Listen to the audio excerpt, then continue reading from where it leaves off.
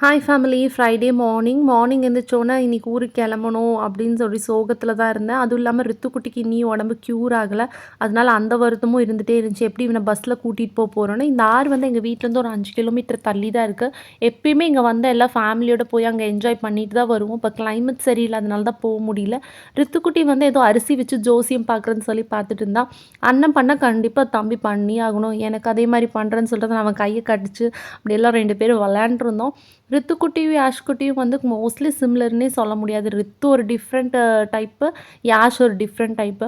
இதெல்லாம் நான் ஏதோ ஆக்டிங்லாம் பண்ணி காமிச்சிட்டு இருந்தேன். அம்மா கோவப்பட்டா என்னடா பண்ணுவேன்னு ஓடி போயிடுவேன்னு சொல்லி காமிச்சா. அம்மா கோவப்பட்டா இப்படி தான் ஓடுவியா? எனக்கு ஆமாம், ஓடி போய் குக்கர்னியெல்லாம் காமிச்சு உங்களை வெறுப்பேற்றுவேன் அப்படின்னா. சரிறான்னு சொல்லிட்டு நானும் குளிச்சுட்டு கிளம்பியாச்சு. 3 o'clock பஸ்ஸுங்கிறனால சீக்கிரமாக எல்லாம் கிளம்பிட்டு இருந்தோம். இவன் பஸ் ஸ்டாண்டுக்கு போய் ஏதோ சேவல்லாம் பிடிச்சி விளாண்டுருந்துருக்கான். சேவல் இன்னைக்கு உயிரோட தப்புமா நினச்சா தப்பிடுச்சு. Thanks for